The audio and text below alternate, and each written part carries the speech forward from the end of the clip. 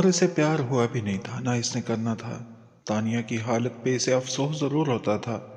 اس کی اچھی فرینڈ تھی، لیکن اس کے جذبات کا احترام کر کے وہ اپنی زندگی کو مشکل نہیں بنانا چاہتا تھا۔ کاشف اٹھ کھڑا ہوا، وہ بھی اٹھ گیا۔ مسجد سے باہر آتے ہوئے کاشف اس کی طرف دیکھنے سے کترا رہا تھا۔ وہ اس کی حالت جانتا تھا، اس لیے وہ اسے دیکھنے سے اجتناب کر رہا تھا۔ ساتھ چلتے چلتے اس نے کاشف کے کندھے پہ ہاتھ رکھ دیا۔ کاشف رک گیا اور اس کی طرف دیکھنے لگا۔ کچھ لمحے اسے دیکھتا رہا، پھر بے اختیار سرمد کے گلے لگ گیا۔ اس کی آنکھیں کھلی تو دیکھا وہ کسی اور کمرے میں تھی۔ میں کہاں ہوں؟ گزرے لمحے یاد آئے تو اس کی سانسیں رکنے لگیں۔ کاش یہ ایک بھیانک خواب ہو اور میری ابھی آنکھ کھل جائے۔ اس نے ماتھے کو چھوا۔ ماتھے پہ پٹی بندھی ہوئی تھی اور اس کی کلائی پہ بھی۔ جس بیڈ پہ وہ لیٹی تھی اس کے قریب سٹینڈ پڑا تھا اور سٹینڈ پہ ڈرپ لگی تھی۔ خون کی خالی بوتلیں بھی سٹینڈ پہ لٹک رہی تھیں۔ ڈاکٹر کو بلا کے اسے خون بھی لگایا گیا تھا۔ یہ سب حقیقت تھی۔ اف خدایا، میں ابھی بھی زندہ ہوں۔ مر کیوں نہیں گئی؟ کیوں بچ گئی ہوں؟ شاید اور ستم ابھی باقی ہیں۔ مجھے جینا ہی نہیں۔ اس نے ڈرپ اتار دی۔ بیڈ سے نیچے اتر آئی۔ دماغ میں آندھیاں چل رہی تھیں۔ کھونے کو کچھ بھی نہیں بچا تھا۔ ایسی ذلت کا اس نے کبھی خواب میں بھی نہیں سوچا تھا۔ دیوانہ وار وہ کمرے میں چکرا رہی تھی، کوئی ایسی چیز ڈھونڈ رہی تھی جس سے اپنی زندگی کو ختم کر سکے۔ پہلی کوشش ناکام ہو چکی تھی، اب کی بار وہ نہیں چاہتی تھی کہ وہ بچ جائے، لیکن کمرے میں بیڈ کے سوا اور کچھ نہیں تھا۔ اس نے کلائی پہ بندھی پٹی کو دیکھا۔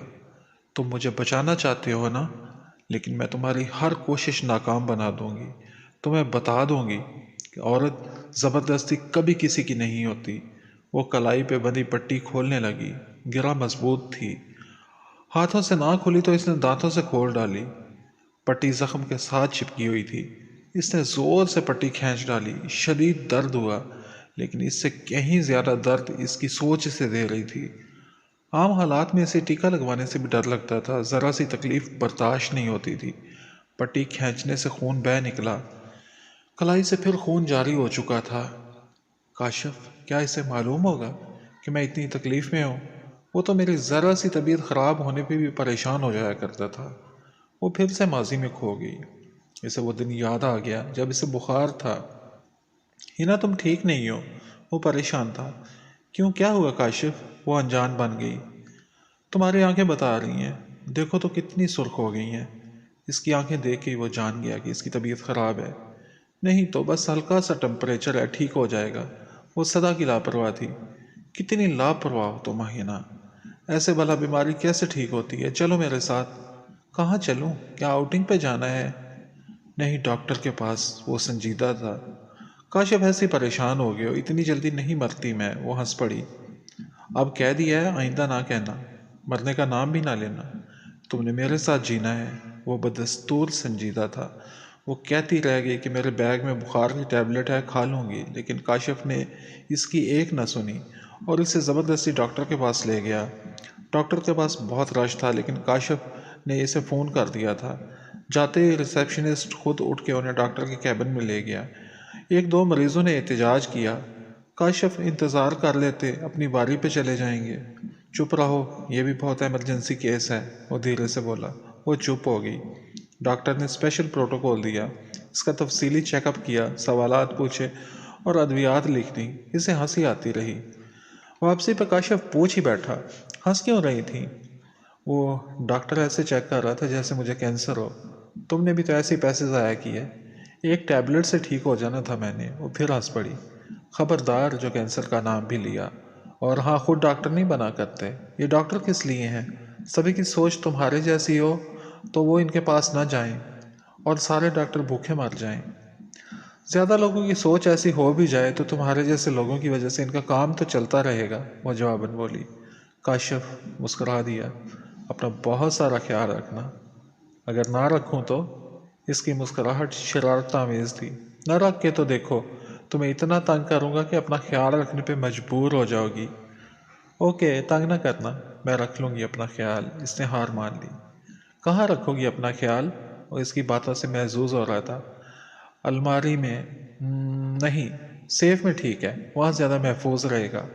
ہاں ٹھیک ہے، اب مجھے فکر نہیں رہی، تم اپنا خیال رکھ سکتی ہو۔ رکھ سکتی ہوں، لیکن اس کا یہ مطلب نہیں کہ تم میرا خیال ہی نہ رکھو۔ میں تو رکھوں گا خیال۔ ایسا کبھی ہو سکتا ہے کہ میں تمہارا خیال نہ رکھوں؟ وہ اس کی آنکھوں میں جھانک رہا تھا۔ اس نے نظریں جھکا لیں۔ کاشف نے اسے گھر ڈراپ کیا اور رخصت ہو گیا۔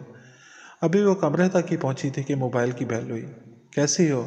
دوسری طرف کاشف ہی تھا۔ ابھی وہ مشکل 5 منٹ میں نہیں ہوئے تھے۔ کاشف مجھے کیا ہونا ہے، میں ٹھیک ہوں، تم گھر جاؤ سکون سے۔ اس نے کال بند کر دی۔ چائے بنانے کچن میں گئی۔ اس دوران بھی کاشف کا فون آ گیا۔ کاشف اب کیا ہے؟ گھر کے گیٹ تک پہنچ گیا تھا تو سوچا پوچھ لوں تم سے کہ تم کیسی ہو۔ وہ ہنس پڑی۔ دل میں خوشی کے پھول کھل اٹھے۔ وہ اس کا کتنا خیال رکھتا تھا۔ بیڈ روم تک جاتے ہوئے وہ اسے بات کرتا رہا، پھر اسے نیند آنے لگی۔ بس آپ فون بند کر دو، مجھے نیند آ رہی ہے۔ اس نے فون بند کر دیا۔ بیڈ پر لیٹتے ہی نیند نے اسے اپنی آغوش میں لے لیا۔ شام کو اٹھی تو موبائل چیک کیا۔ ان باکس 100 سے زائد میسج دکھا رہا تھا۔ اس نے ان باکس اوپن کیا۔ کیسی ہو؟ اپنا خیال رکھنا۔ اب طبیعت کیسی ہے؟ میڈیسن لے لی؟ سارے کاشف کے ڈھیر سارے میسج تھے۔ اسے بے اختیار کاشف پہ بے حد پیار آیا۔ اب میں ٹھیک ہوں، اس نے میسج ٹائپ کیا اور اسے بھیج دیا۔ رات جب تک وہ جاگتی رہی وہ میسج کرتا رہا۔ صبح اٹھی تو ڈھیر سارے میسج پھر اس کا انتظار کر رہے تھے۔ وہ ساری رات نہیں سویا تھا۔ کاشف ایک کھوک اٹھی۔ وہ رو پڑی۔ میں تمہارے قابل نہیں رہی۔ تمہارا بے پناہ پیار میری قسمت میں نہیں تھا۔ خود پہ غرور کرتی تھی، اپنے پیار پہ غرور تھا مجھے۔ خود کو دوسری سب لڑکیوں سے برتر سمجھتی تھی۔ سوچتی تھی کہ میرا کردار مضبوط ہے، اس لیے ساری خرافات سے بچی ہوئی ہوں۔ میرا غرور مٹی میں مل گیا۔ کیا اوقات رہ گئی میری؟ وکی، تمہاری وجہ سے میں اپنا پیار کھو بیٹھی ہوں۔ وہ خوبصورت زندگی جس کے میں نے خواب دیکھے تھے تم نے مجھ سے چھین لی۔ تمہاری وجہ سے میں مرنے پہ مجبور ہوں۔ میں تمہیں کبھی معاف نہیں کروں گی۔ دل میں درد اٹھا۔ اس نے کلائی پہ بہتے خون میں انگلی ڈبوئی اور دیوار پہ حنا کاشف لکھ دیا۔ یاد آیا ایک دن ایسے ہی وہ کاشف کو تلاش کرتی یونیورسٹی میں پھر رہی تھی، بے قرار تھی۔ پھر درخت کے پاس گئی اور درخت پہ اس نے اپنا اور کاشف کا نام لکھا تھا۔ تب پیار کی ابتدا تھی۔ اس کی سمجھ میں نہیں آ رہا تھا کہ وہ کیا کرے۔ بس کاشف تک پہنچنا چاہتی تھی، ایک بار اسے دیکھنا چاہتی تھی، اسے محسوس کرنا چاہتی تھی۔ پیار کے احساس سے بے خبر تھی۔ دل جو کہہ رہا تھا وہ کر رہی تھی۔ اور اب کیا یہ پیار کی انتہا ہے کہ اب بھی تو دل اس کے لیے پہلے سے کہیں زیادہ دھڑکتا ہے، کہیں زیادہ بے چین ہے اس کے لیے خود کو بچانے کی ہر ممکن کوشش کی تھی اس نے۔ بچا نہیں سکی تو اب اپنی جان دینے پہ تلی ہوئی تھی۔ کوئی بھی ایک لمحہ ایسا نہیں تھا جب وہ یاد نہ آیا ہو۔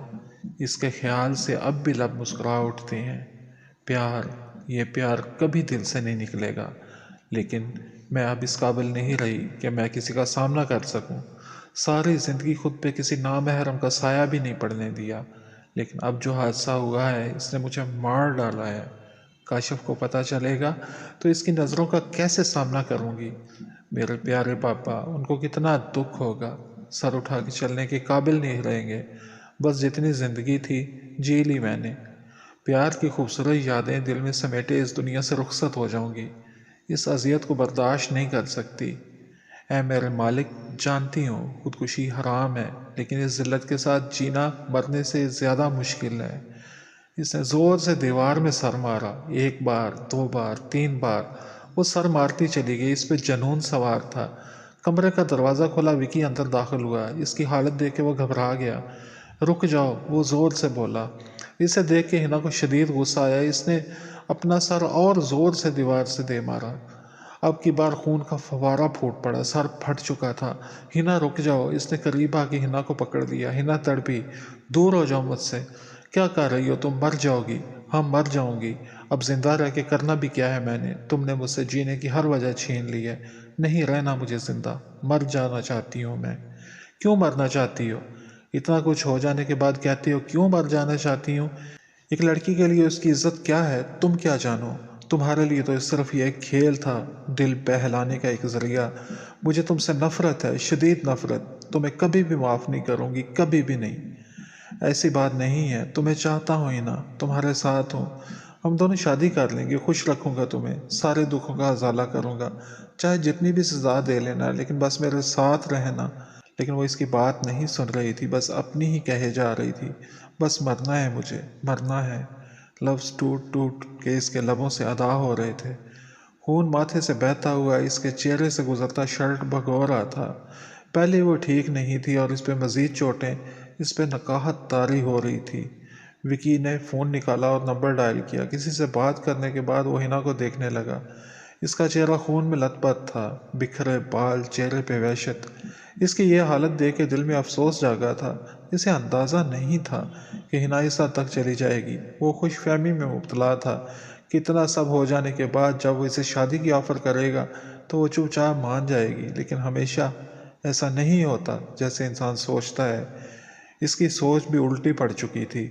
ہنا اسے اچھی لگتی تھی اور وہ چاہتا تھا کہ اسے اپنا بنا لے، لیکن اس کی تکلیف دیکھ کے اسے برا لگ رہا تھا۔ ابھی غصے میں ہے، آہستہ آہستہ مان جائے گی، اس کے پاس اور کوئی راستہ بھی تو نہیں ہے۔ اس سے خود کو تسلی دی۔ جب کوئی اپنا مر جاتا ہے تو اس کے جانے کا افسوس ہوتا ہے، تب دل یہی چاہتا ہے کہ اس کے ساتھ ہی دنیا چھوڑ دیں، لیکن آہستہ آہستہ گزرے دنوں کے ساتھ یہ غم بھی کم ہوتا چلا جاتا ہے اور پھر انسان دنیا کی رنگینیوں میں گم ہو جاتا ہے۔ وقت سب سے بڑا مرہم ہے جو ہر غم کا مداوع کر دیتا ہے۔ کاشف پھر نئے حوصلے کے ساتھ تمام پولیس اسٹیشنز میں گیا اور جو امید افزا خبر سننے کا منتظر تھا وہ تو اسے نہ ملی، لیکن پولیس کے اعلیٰ افسران نے اسے تسلی ضرور دی کہ وہ اپنی تمام تر کوششیں کر رہے ہیں۔ ہنا کے فون ریکارڈز منگوا کے اس کے تمام رابطہ نمبر کی تفصیلات بھی حاصل کر لی تھیں اور تمام متعلقہ اشخاص سے پوچھ گچھ بھی کر لی تھی، لیکن کوئی سراغ نہیں ملا تھا۔ انہوں نے کاشف کو تمام تفصیلات سے آگاہ کیا۔ کاشف کے فیلوز بھی ساتھ ہی تھے۔ ان کا شکریہ ادا کہ وہ گھر کے لیے روانہ ہو گیا۔ خلاف توقع پاپا گھر پہ ہی تھے۔ السلام علیکم پاپا۔ وعلیکم السلام۔ کیسے ہو کاشف؟ پاپا اللہ کا شکر ہے، ٹھیک ہوں۔ خرم چودھری نے کافی دنوں بعد کاشف کو دیکھا۔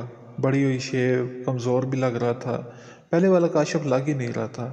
کاشف؟ وہ اپنے کمرے کی طرف جا رہا تھا تو ان کی آواز سن کے رک گیا۔ جی پاپا۔ وہ انہیں دیکھ رہا تھا۔ انہوں نے اس کی آنکھوں میں دیکھا، اداسیاں ڈیرا جمائے بیٹھی تھی۔ کاشف وہ لڑکی ملی یا نہیں، وہ اس سے پوچھ رہے تھے۔ کاشف کشمکش کا شکار ہو گیا کہ اب کیا جواب دے۔ پاپا سے اس سلسلے میں اس کی کوئی بات نہیں ہوئی تھی۔ ماما نے ہی پاپا سے کہا تھا اسے ڈھونڈنے کے لیے۔ نہیں پاپا، وہ ابھی نہیں ملی، پتہ نہیں کہاں کھو گئی ہے۔ سر جھکائے وہ مؤدب لہجے میں بولا۔ اس کی حالت دیکھ کے خرم چودھری کا دل پسیج گیا۔ وہ ان کا بیٹا تھا جس کو وہ اتنی توجہ نہ دے سکے تھے، جس سے ساری سہولیات میسر تھیں، لیکن باپ کا پیار بہت کم ملا تھا۔ بہت سارا وقت ایسے گزر چکا تھا اور اب وہ اس لڑکی کے لیے در در کی خاک چھان رہا تھا۔ کاشف میرے پاس آ جاؤ۔ کاشف حیران سا ان کے پاس آ کے بیٹھ گیا۔ اسے یاد نہیں تھا کہ پاپا کا لہجہ کبھی ایسا اس نے سنا تھا، شاید بچپن میں۔ اب تو مصروفیات میں ہی زیادہ وقت گزر جایا کرتا تھا۔ وہ اس کی حیرت کو بھانپ گئے۔ کاشف مائی سن، تمہاری حیرت بجا ہے۔ مجھے احساس ہے کہ میں فیملی کو ٹائم نہیں دے سکا، لیکن میں اپنی فیملی کے لیے کچھ کرنا چاہتا تھا، اور آج یہ سب کچھ میرے پاس نہ ہوتا اگر میں بزنس کو ٹائم نہ دیتا۔ وہ اپنی صفائی دے رہے تھے۔ پاپا میں نے آپ سے شکوہ تو نہیں کیا، جانتا ہوں، لیکن شکوہ نہ بھی کرو تو میں جانتا ہوں کہ تمہیں مجھ سے بہت سارے شکوے ہیں اور میں ان کا ازالہ کرنا چاہتا ہوں۔ جو وقت بیت گیا اسے تو نہیں بدل سکتا، لیکن جو ہاتھ میں ہے اسے اپنی فیملی کے ساتھ گزارنا چاہتا ہوں۔ اب وہ سر جھکائے ان کی باتیں سن رہا تھا۔ کاشف، ایک بات اور کہنا چاہتا ہوں تم سے۔ تم اس ملک کی ایک جانی مانی فیملی سے تعلق رکھتے ہو اور میں کوئی فلمی باپ نہیں ہوں جو یہ کہے کہ اپنے اسٹیٹس کے مطابق ہی اپنے بیٹے کی شادی کسی اپنی جیسی فیملی میں کروں گا۔ لیکن بیٹے تم اس لڑکی کے چکر سے اب نکل آؤ، وہ تمہیں چھوڑ کے جا چکی ہے۔ بیتے ہوئے کل کو بھول جانا چاہیے، جس سے بھی کہو گے شادی کروا دوں گا۔ کیا میں امید رکھوں کہ تم اس لڑکی کو بھول جاؤ گے اور نئے سرے سے اپنی زندگی کا آغاز کرو گے؟ وہ صرف انہیں دیکھ کے رہ گیا۔ بولو کاشف، میں تم سے پوچھ رہا ہوں۔ وہ اس سے کیسے سوال کا جواب چاہتے تھے؟ اسے بھلانے کا سوچوں ہی تو دل کو کچھ ہوتا ہے پاپا۔ دل اس کے لیے دعائیں کرتا ہے کہ وہ جہاں پہ بھی ہو ٹھیک ہو۔ بھلانا کیا اتنا آسان ہوتا ہے؟ وہ دکھ سے بولا۔ خرم چودھری خاموش ہو گئے۔ اس سوال کا جواب ان کے پاس نہیں تھا۔ इनसे बेहतर कौन जान सकता था कि बुलाना क्या होता है। किसी को बुलाने की कोशिश में इंसान खुद को भी भूल जाता है। काशिफ थके कदमों से अपने बेडरूम की तरफ चल दिया। खुर्रम चौधरी गहरी सोचों में डूबे इसे जाते हुए देख रहे थे। शायद मैं मर चुकी हूँ। आंखें खोलते ही सबसे पहला ख्याल इसे यही आया। इसने हाथ हिलाया लेकिन हाथ न हिला। दूसरा हाथ हिलाया लेकिन वो भी नहीं हिल रहा था। मैं जिंदा हूँ अभी भी। क्यों जिंदा हूँ? इतनी ढीठ क्यों हूँ? मरने की कोशिशों के बावजूद बच क्यों जाती हूँ?